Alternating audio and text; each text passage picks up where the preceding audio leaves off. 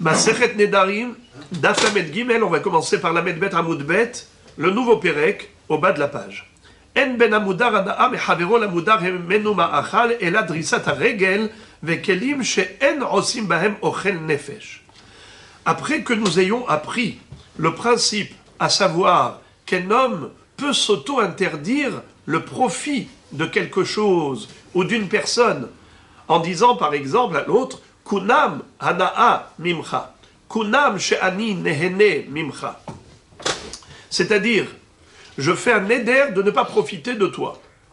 Cette Mishnah va nous enseigner qu'il y a une différence entre quelqu'un qui a fait un éder de ne pas profiter totalement de l'autre, ou bien quelqu'un qui s'est interdit de profiter juste du domaine culinaire, de tout ce qui est alimentaire de l'autre.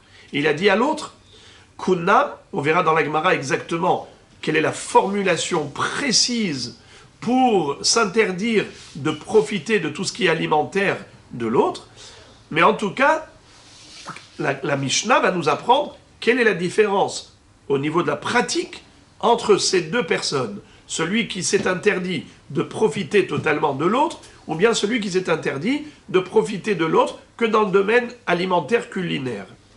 La Mishnah nous dit En ben hamudar hana'a mechavero la mudar hemenu ma'achal ela drisat haregel vekelim she'en osim bahem ochel nefesh. Voilà les deux différences. Premièrement, c'est drisat haregel. Est-ce que j'ai le droit de rentrer dans la maison, dans le domaine de l'autre? Est-ce que j'ai le droit de rentrer, drisat haregel, de passer, de piétiner le domaine d'autrui? Eh bien, la réponse, c'est que s'il s'est interdit tous les profits, eh bien même ça, il ne pourra pas. Même drisat haregel, de traverser le hatzer, il ne pourra pas. Mais s'il s'est interdit que le domaine alimentaire, eh bien oui, il pourra rentrer chez l'autre, il pourra traverser sa cour, car ça n'a rien à voir avec l'alimentaire. Deuxième différence, c'est l'emprunt d'ustensiles, l'emprunt de kelim. Est-ce que je peux emprunter des kelim? Alors si tu t'es interdit de profiter de tout, eh bien tu pourras emprunter aucun keli. Mais si tu t'es interdit de profiter que de ce qui est en rapport avec l'alimentaire et le culinaire, eh bien tu pourras emprunter d'autres kelim qui n'ont rien à voir avec le culinaire. L'interdiction, c'est que des kelim culinaires que tu ne pourras pas emprunter. Kelim she'en osim bahem ochel nefesh. Des kelim, des ustensiles qui ne servent pas à la préparation du culinaire, de tout ce qui est gastronomie. Et la Mishnah elle-même nous donne des cas pratiques. Hamudar ma'achal mechavero lo yash'ilenu napa ukvara verechaim vetanur aval mash'ilo haluk vetabaat vetalit unzamim. Celui qui a fait un éder de ne pas profiter de tout ce qui est alimentaire de l'autre, eh bien il ne pourra pas lui emprunter ni napa un tamis, kvara un filtre, rechaim un moulin, tanour un four, aval, mais il pourra lui emprunter mash'ilo, lui prêter halouk, une tunique, tabaat un anneau, talit un vêtement, nezamim des boucles, des bijoux, parce que ça n'a rien à voir avec le culinaire. Mais s'il s'était interdit de profiter totalement de l'autre, alors même ces bijoux, même ce talit, il ne pourra pas lui emprunter. Gemara, Mantana. La Gemara demande qui est l'auteur de notre Mishnah. Amar Avada bar Ahava, Rabbi Eliezeri. Detania, Rabbi Eliezer Omer, Afilu Vitur, Asur Bemudar Ana'a. Qu'est-ce que ça veut dire? Le sens de la question de la Gemara et la réponse, selon le Ran, si vous regardez à droite, Gemara, Mantana, de Mudar Ana'a, Asur Bidrisat Haregel.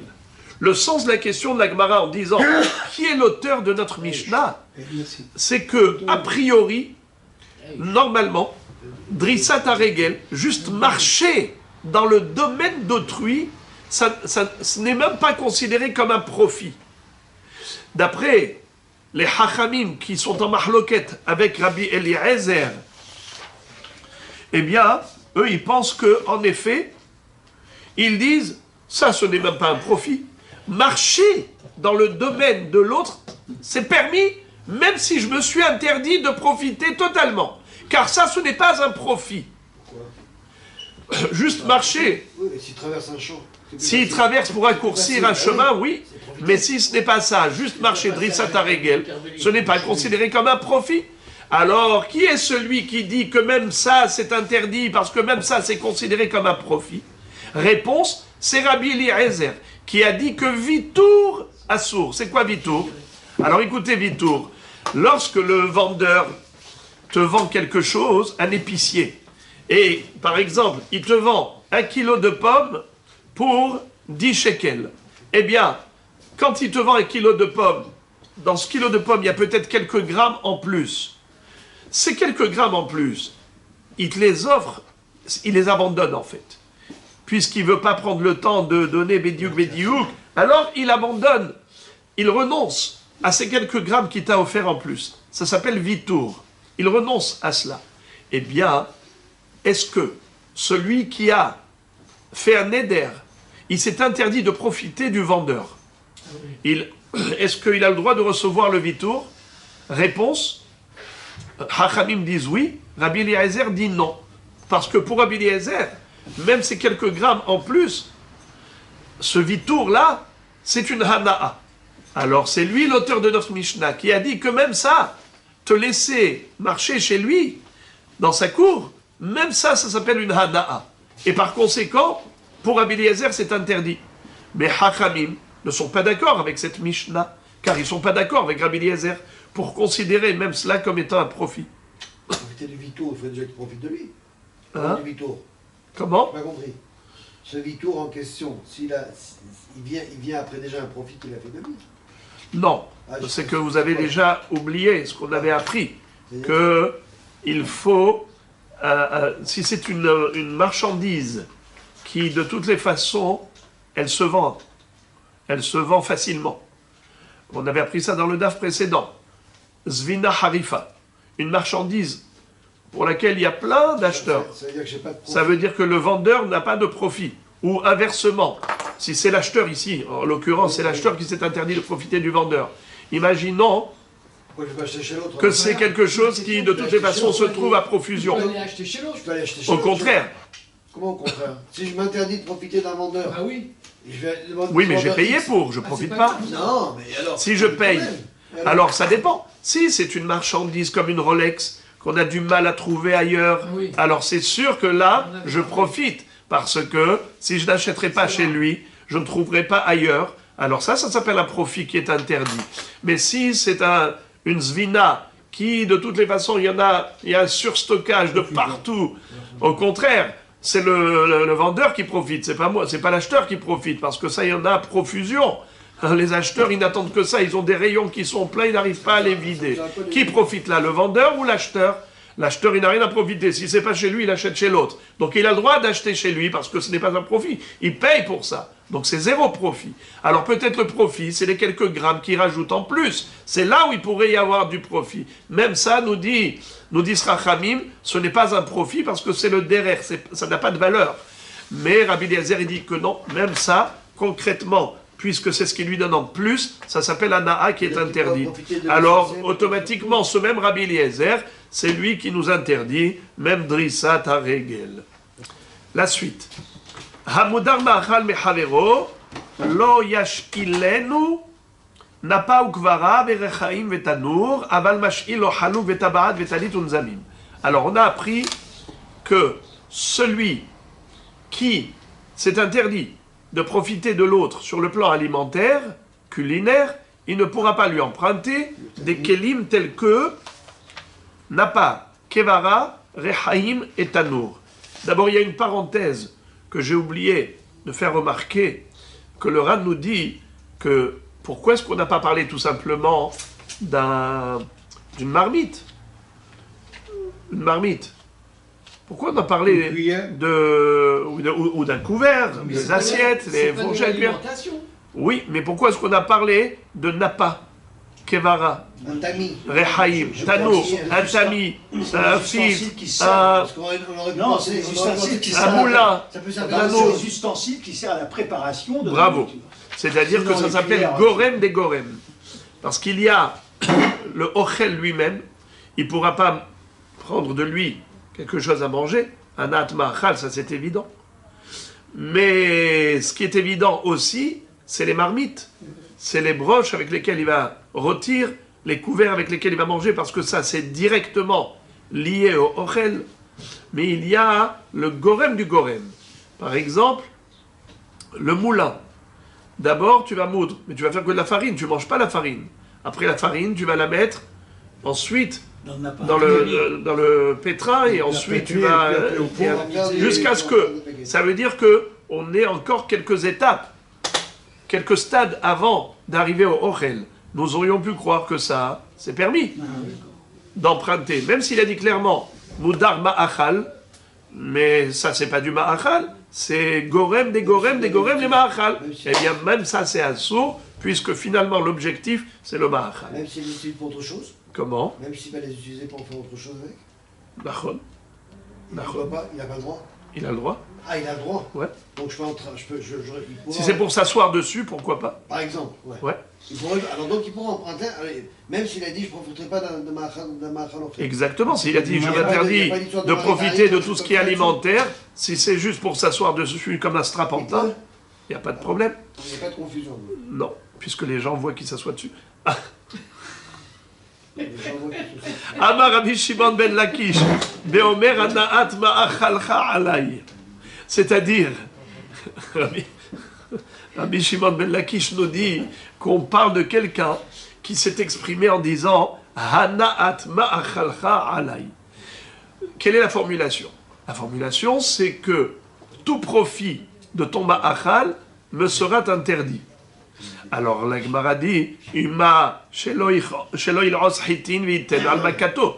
Si je traduis littéralement, je ne profiterai pas de ton ma'achal, eh bien ça veut dire quoi par exemple? Que si le copain, il a mâché des graines de blé et il en a fait un cataplasme, et maintenant lui qui avait mal au bras, il se le met, où il a une blessure, une maca, eh bien il se met ça comme cataplasme, c'est curatif. Alors, je dirais que c'est ça la kavana, puisque la formulation Hanaat Ma'achalcha Asura Alay, c'est quoi la Hanaat de ton Ma'achal? Je peux traduire qu'il s'agit du Ma'achal lui-même, et tu le mets comme cataplasme, parce que les Echol, ça c'est sûr, mais même Hanaat Ma'achal, peut-être que comme on peut avoir une Hanaat de Ma'achal, qu'il prend le Ma'achal et il se le met en tant que cataplasme. Peut-être que c'est ça ce qu'il a voulu interdire. Donc il n'y a pas de raison de dire qu'il s'est interdit de lui emprunter des ustensiles culinaires tels que le tamis, tels que le moulin, tels que le four. Qui te dit que c'est de cela qu'il s'agissait? Il s'est interdit Hanaat Ma'achalcha, ça ne veut pas forcément dire les kelim, ça peut vouloir dire le profit du Ochel lui-même. Réponse, Amar Rava, Beomer Hana'a, Amevi'a l'idée Ma'achalcha Alay. Le bonhomme, il a été beaucoup plus précis.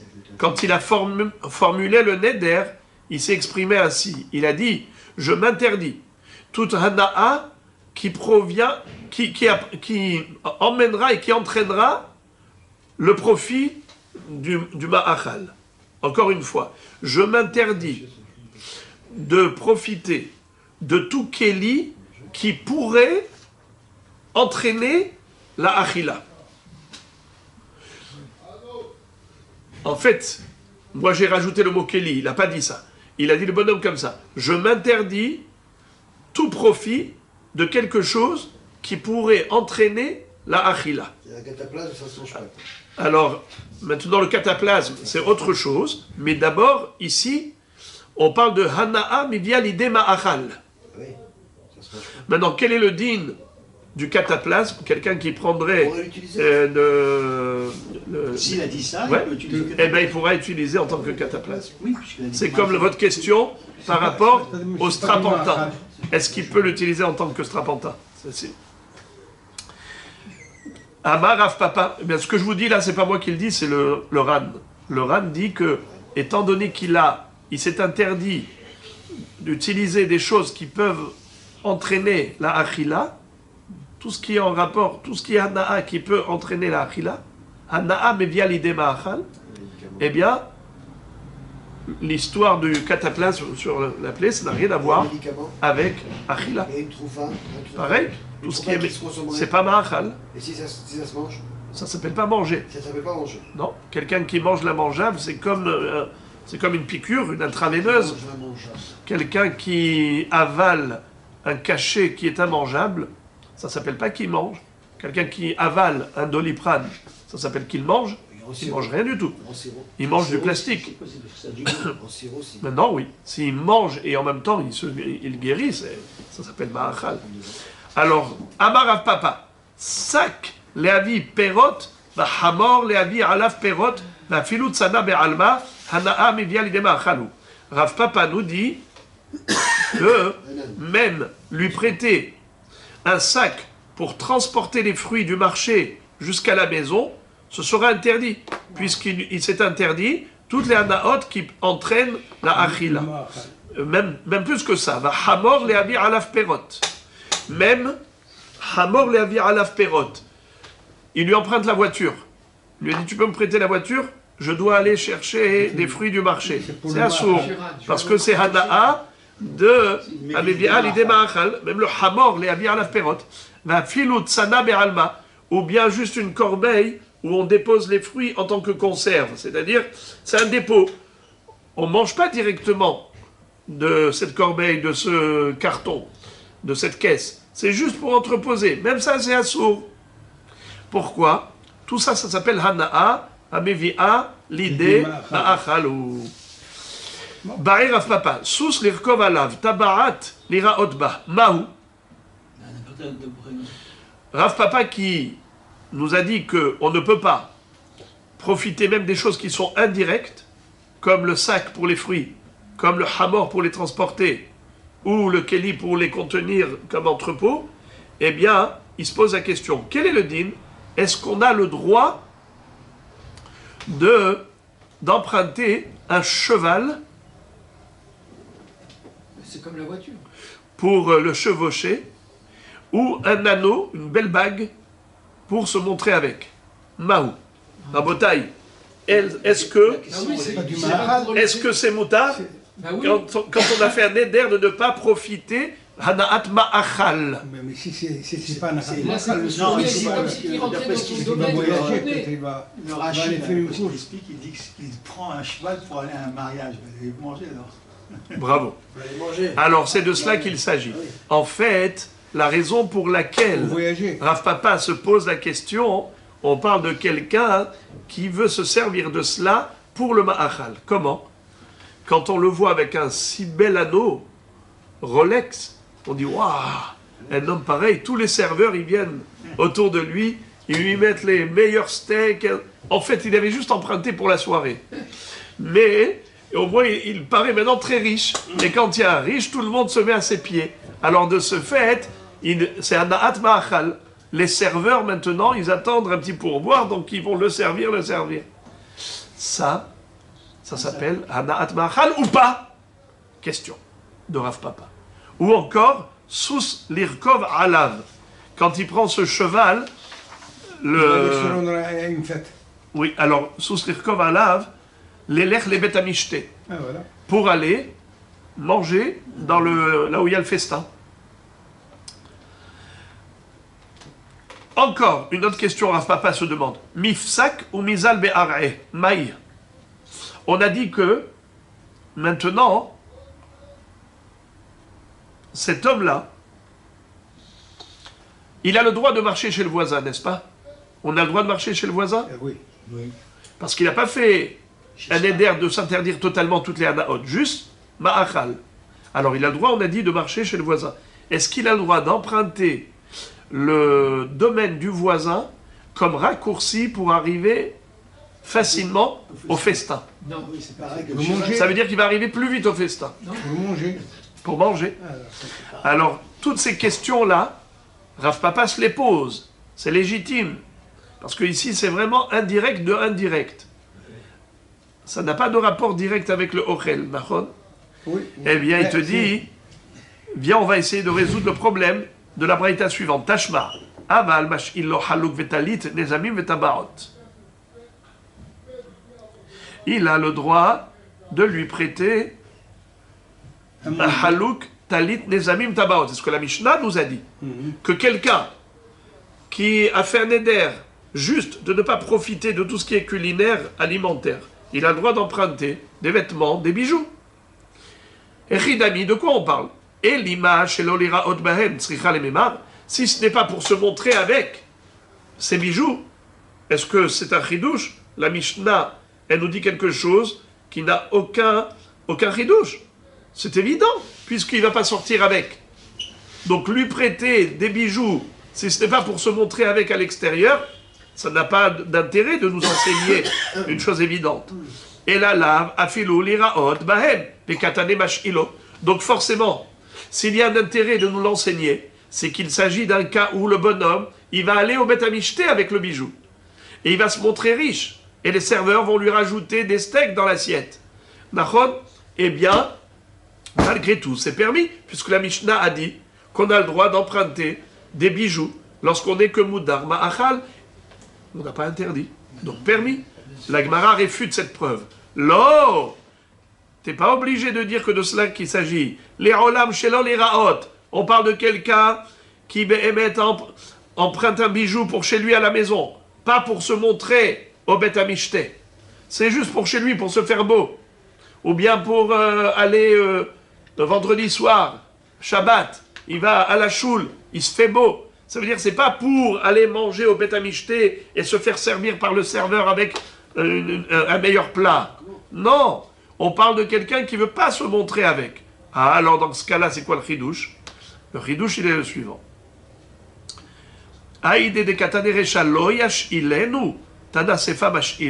C'est-à-dire que, étant donné que on t'a parlé dans la Recha de certains kelim, 4 kelim, qu'il ne faut pas lui prêter, qu'il ne faut pas lui emprunter quand tu es moudar ana'a.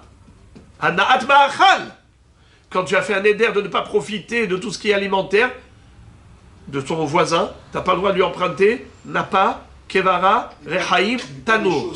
Alors on nous a dit, en contrepartie, tu peux, oui, lui emprunter halouk, talit, nezamim et... Dans tous les cas de figure. Halouk, tabaat, talit, venezamim. Alors on t'a donné 4 par rapport à 4. Il n'y a pas de tridouche dans ces 4 derniers. Car c'est pas pour aller au Beth Amishté. C'est pas pour aller festoyer avec. C'est juste pour toi à la maison ou dans un endroit que ça ne va pas te procurer du ochel. Alors dans ce cas-là, c'est moutard. On n'a pas de preuve qu'il est moutard de lui prêter un bijou pour aller au Beth Amishté. Car il se peut, bien que ce soit indirect, parce qu'en fait, il lui prête un bijou. Avec ce bijou, il va aller au Beth Amishté. Au Beth Amishté, peut-être un serveur va le voir, peut-être qu'il va le servir un peu plus. Peut-être qu'on ne va pas jusque-là. Et donc, il ne faut pas interdire le moudar à ma'achal. Ou bien peut-être que oui, il faut interdire. Même si c'est plusieurs étapes avant le ma'achal, mais malgré tout, sauf kol sauf, finalement, ça aboutit. Et la débouchée, c'est que oui, il y a ma'achal. Alors peut-être qu'il faut interdire. Oui ou non? C'est la baria de Rav Papa. Est-ce qu'elle a été résolue? Non. Car je peux te dire que le pshat de la Mishnah, quand elle a dit que oui, il lui prête Nezamim, il lui prête Tabaat, c'est pas forcément l'Iraot. Au début, on a cru que c'est sûr que c'est Moutar à filou l'Iraot, parce que sinon il n'y a pas de tridouche. Et si c'est l'Iraot, Bebet Amishté, donc c'est un Naat Ma'achal. Et malgré tout, c'est Moutar. Problème de Rav Papa résolu. La Gemara dit non, ce n'est pas obligé de dire ça. On peut dire que même il n'y a pas de tridouche. Alors pourquoi on l'a écrit? Par symétrie avec la Recha. Comme dans la Recha, on a écrit 4 choses qui sont interdites, alors dans la Sefa, on a écrit 4 choses qui sont permises, mais il n'y a pas de tridouche. C'est juste par symétrie.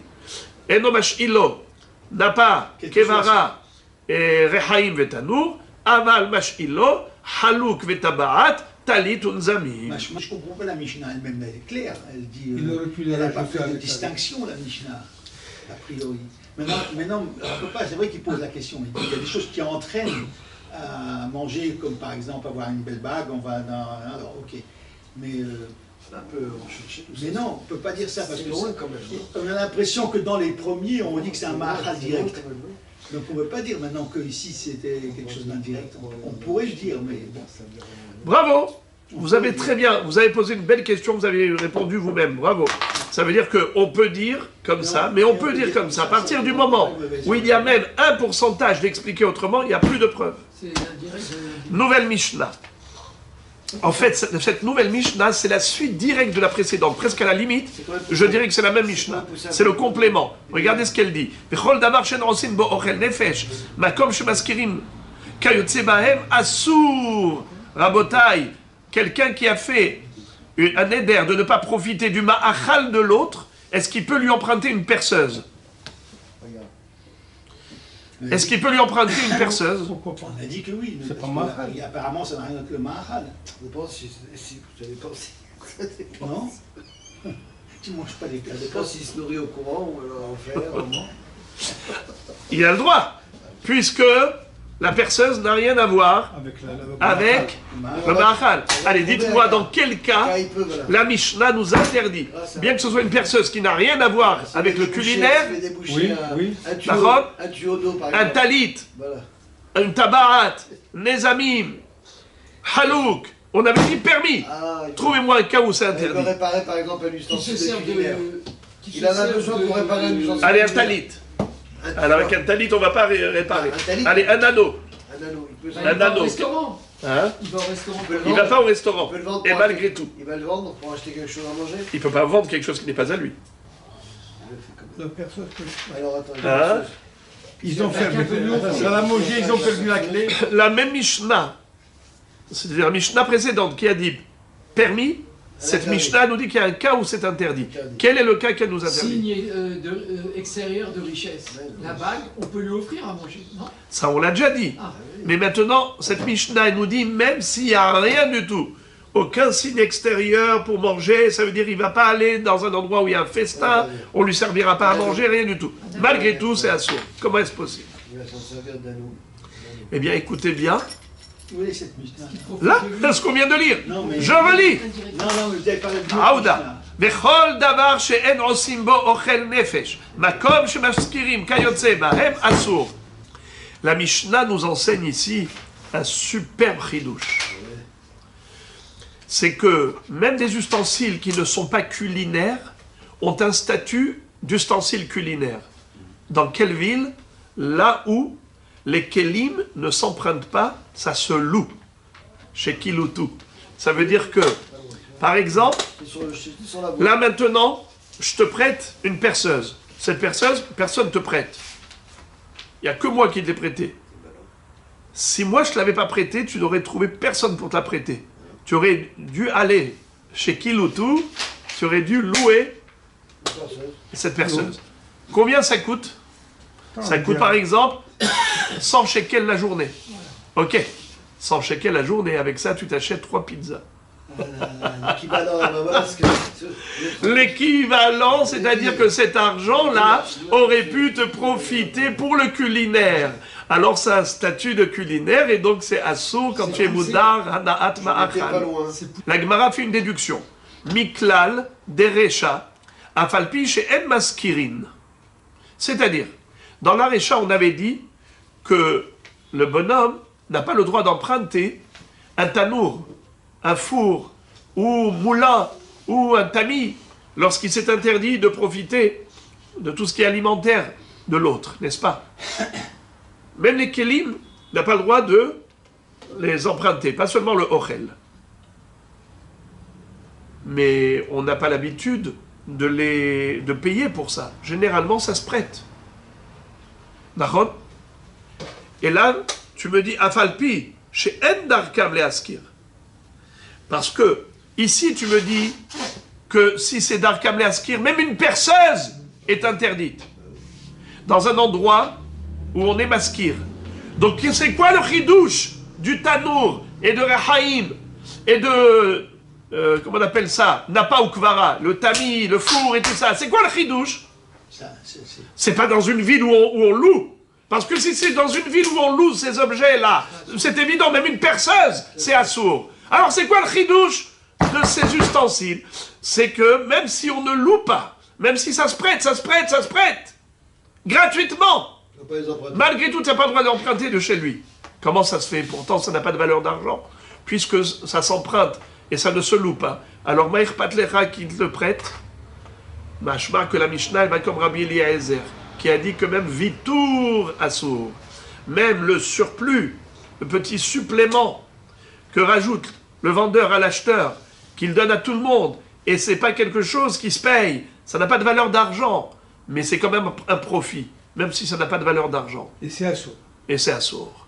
Comme marcher chez l'autre, quand on s'est interdit le profit chez l'autre, c'est juste marcher chez l'autre. Ça coûte pas de l'argent. Malgré tout, c'est un profit assourd.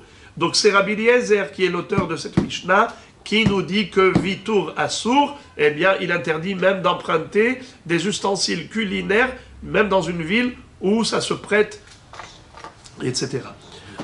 La Gemara, la nouvelle Mishnah. Amudar hana'a mechavero shukelo et shiklo, uporia et hovo, umachzirlo et avedato. C'est-à-dire, moi j'ai fait un éder de ne pas profiter de toi. D'accord? Je ne veux pas profiter de toi. Et pourtant, toi, tu pourras donner le machatzit à shekel à ma place. Comment ça se fait? On verra dans la Gemara. Poria et hovo. Alors là, c'est la meilleure. Moi, j'ai fait un éder de ne pas profiter de toi. Toi, tu peux payer mes dettes. Moi, je dois des dettes. Toi, tu as le droit de les payer à ma place. Comment ça se fait? Pourtant, moi, je me suis interdit de profiter de toi. Troisième chidouche encore. Mahzirlo avedato. Tu as trouvé un objet que j'ai perdu, tu as le droit de me le rendre. Comment ça se fait? Mais c'est un profit. Je me suis interdit de profiter de toi. On verra. Par contre, la Mishnah conclut en disant, attention, comme chez notre livre, Aléa Sachar, Tipolana la Egdesh. Il y a un bémol.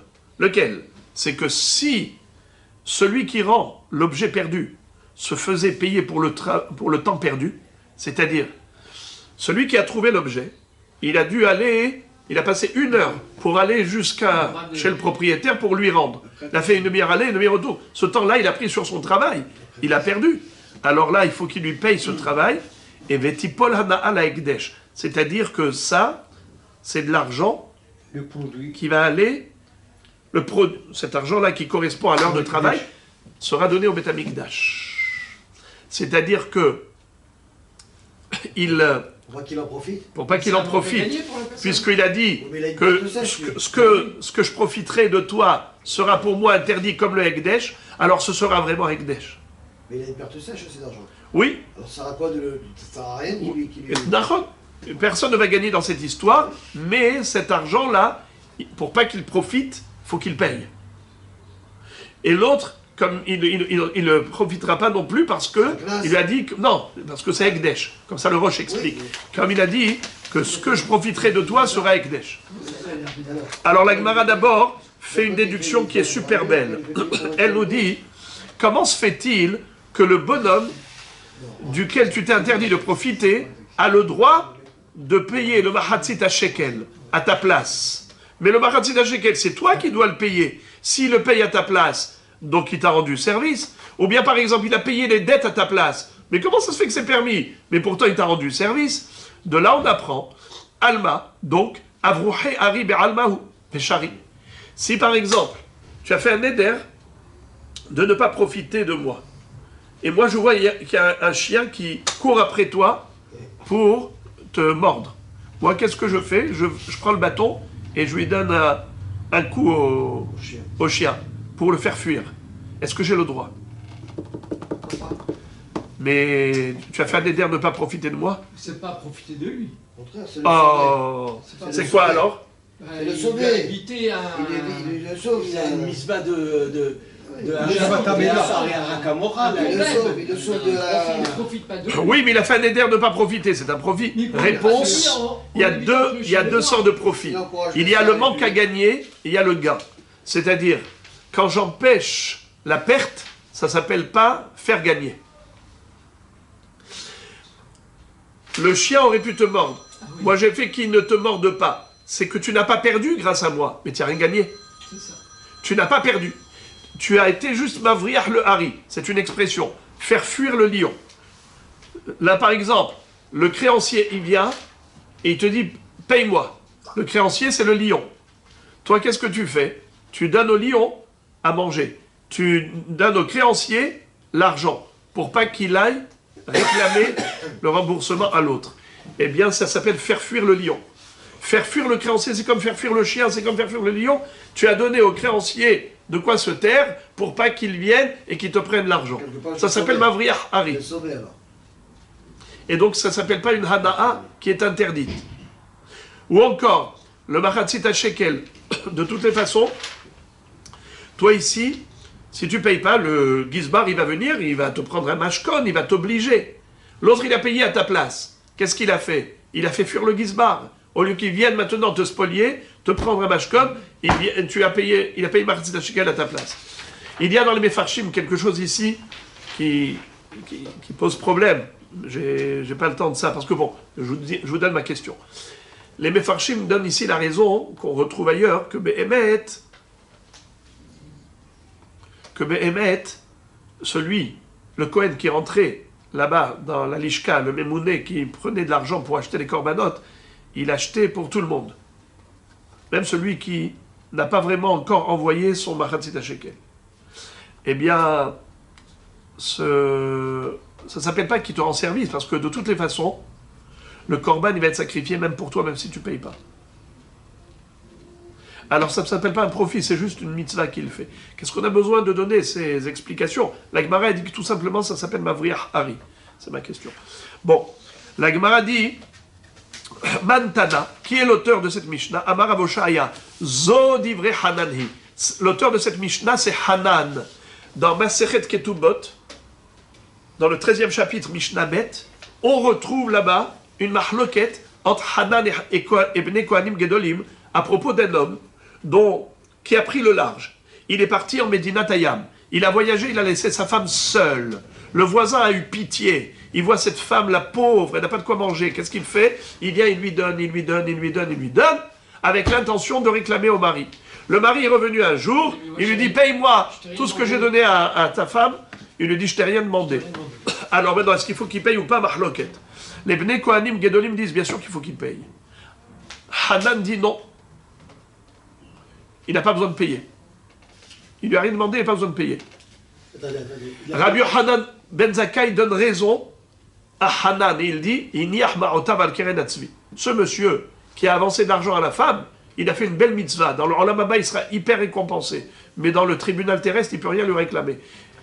C'est comme quelqu'un qui a posé son argent sur les cornes de la gazelle. Ah ouais, c'est ça.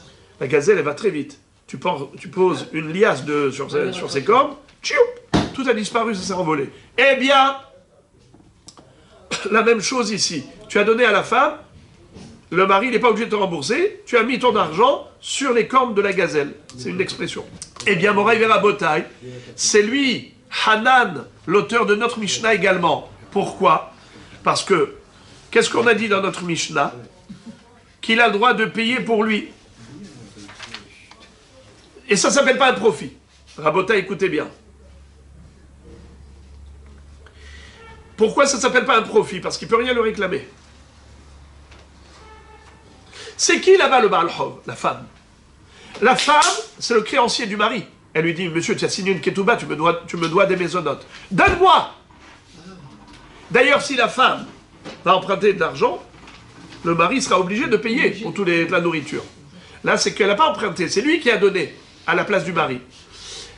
Alors, donner à la place du mari, le mari ne lui doit rien, il ne lui a rien demandé. Là aussi, il a payé sa dette, il a payé le Machatzit Shekel à sa place.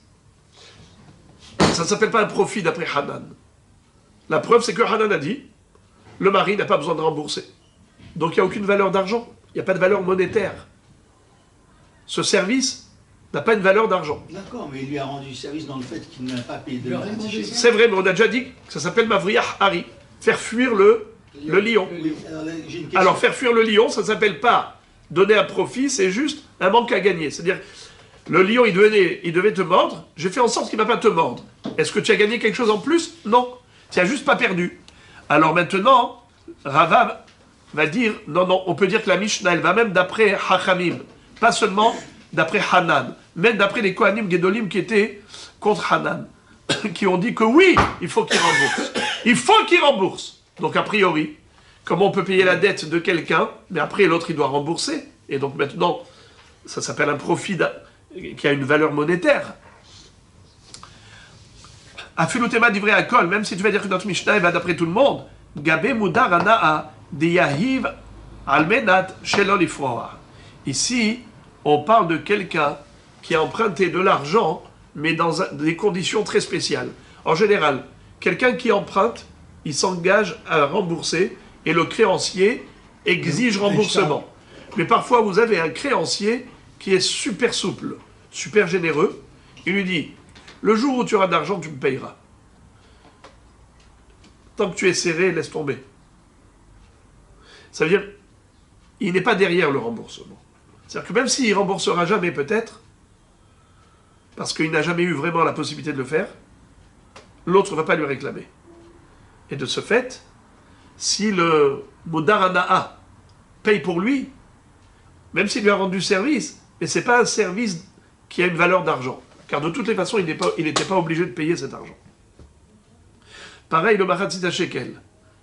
On parle de quelqu'un qui a déjà envoyé, et ensuite, il a perdu chemin faisant. Et l'autre, il a donné les mitzvahs. Eh bien, ça s'appelle mitzvah. Mais ce n'est pas considéré comme étant une valeur monétaire. Car de toutes les façons, même s'il ne va pas payer, on va perdre le mashken autant. La Gemara, donc juste, elle nous cite cette fameuse marloquette entre Hanan et Bnei Kohanim Gedolim dans Maseret Ketubot. Voici la citation. Maï Hanan, c'est quoi cette histoire-là de Hanan? C'est dans Ketubot d'Afkouf Zain. Miche Alachlim Dinataya, quelqu'un qui a voyagé outre-mer. Et il a laissé sa femme toute seule, sans nourriture. Et voilà que quelqu'un est venu et a donné la parnassa à sa femme. Hanan Amar, Ibed et Maotav. Hanan dit, cet homme a perdu son argent. Il ne pourra pas réclamer au Beddin cet argent. Les Bnei Kohanim Gedolim, ils étaient en mahloket avec Hanan et ils ont dit, Ishava Kama Hotzi Veitol. Le bonhomme bienfaiteur, il suffit qu'il jure pour fixer le montant de combien il a donné à la femme comme parnassa, et il recevra en contrepartie tout ce qu'il mérite. Amar, Rabbi Dosa ben Arkinas, qui est livré. Rabbi Dosa ben Arkinas a donné raison au Bnei Kohanim Gedolim. Amar, mais Rabbi Yochanan ben Zakkai a donné raison à Hanan. Amar, Rabbi Yochanan ben Zakkai a fait Amar Hanan. C'est comme quelqu'un qui a laissé son argent sur la corne de la gazelle. Il ne peut rien lui réclamer. Alors, maintenant la Gemara nous dit, la mahloket entre Rava et Rabbi Oshaya, elle est la suivante. Qu'est-ce qu'avait dit Rabbi Oshaya? Que notre Mishnah à nous, elle va d'après qui? D'après Hanan. Tandis que Rava a dit que notre Mishnah, elle va d'après qui? Même d'après Hachamim. Pas seulement d'après Hanan, mais on parle d'un cas spécial. Un cas spécial lequel? C'est que le créancier n'était pas exigeant pour le remboursement. Il avait dit à l'autre, le jour où tu pourras me rembourser, tu me rembourses. Puisqu'il n'était pas derrière cet argent, c'est la raison pour laquelle on dit que ce remboursement n'est pas considéré comme une hana'a monétaire. Elle n'a pas de valeur d'argent, puisque même s'il n'avait jamais remboursé, l'autre n'aurait pas exigé de remboursement. Alors regardez pourquoi Rava n'a pas dit comme Rabbi Oshaya, et pourquoi Rabbi Oshaya n'a pas expliqué la Mishnah comme Rava. Et avec ça, on va terminer. Rava, lo amar ke Rabbi Oshaya, dekamokim la lematnitin ke divrei akol. Rava, pourquoi est-ce qu'il n'a pas voulu dire comme Rabbi Oshaya? Parce que Rabbi Oshaya, il attribue cette Mishnah à qui? À Hanan. C'est une opinion unique, car les Kohanim étaient contre Hanan. Ils préfèrent Rava dire que la Mishnah elle va d'après tout le monde, qu'elle fait l'unanimité plutôt que de l'attribuer à une seule opinion qui est Hanan. Tandis que Rabbi Oshaya préfère attribuer cette Mishnah à Hanan. Pourquoi? Parce qu'il dit, ce n'est pas logique de dire que le Mudarana'a a le droit de payer un remboursement, de rembourser la dette à la place de l'emprunteur, alors que l'emprunteur a fait un éder de ne pas profiter de lui. Pourquoi ce n'est pas logique de permettre? Parce que si tu lui permets dans ce cas, les gens vont faire confusion, ils vont se permettre dans d'autres cas. Quel est le cas dans lequel tu as permis? Quand le créancier a dit à l'emprunteur, le jour où tu pourras me payer, tu me payes. Machmar que c'est d'Afka dans un cas spécial. Là, tu permettrais. Parce que ça ne s'appelle pas une hana'a monétaire, vu que de toutes les façons, même s'il ne remboursait pas, l'autre ne va pas le spolier. Il ne va pas venir lui prendre quoi que ce soit. Alors, comment tu peux permettre ça? Mais très facilement, les gens, en voyant qu'on permet à un Moudarana'a de profiter de cela, ils vont dire « Ah, c'est permis. Même s'il a fait un éder de ne pas profiter de lui, c'est permis de rembourser la dette à sa place. » Alors, dans tous les cas, ils vont se permettre de rembourser la dette à la place du Moudarana'a. Et ça, c'est assourd. C'est que dans un cas spécial qu'on a permis parce qu'on a dit que ce n'est pas considéré comme un profit.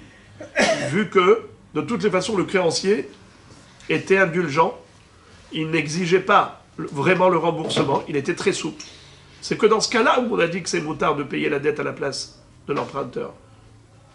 Mais dans un cas classique, où évidemment le créancier exige le remboursement, ce serait assourd de payer la dette à la place de l'emprunteur, parce qu'il est Moudarana'a. Mais les gens, ils vont faire une confusion.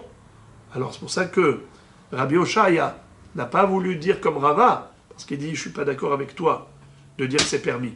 Parce qu'on devrait interdire Midera Banan, de peur que les gens fassent confusion. Dans le Gzera, Shelo Lipara, Mishum Lipara. Il faut décréter l'interdiction de rembourser la dette, même lorsque le créancier a dit, c'est pas grave si tu n'es pas Poréa, pas grave si tu ne me rembourses pas. Il est souple. De peur que les gens s'autorisent de rembourser la dette, même d'un Moudarana'a, pour lequel le créancier exige les paras. Donc, Mishum Mar'it A'ain, tu dois interdire.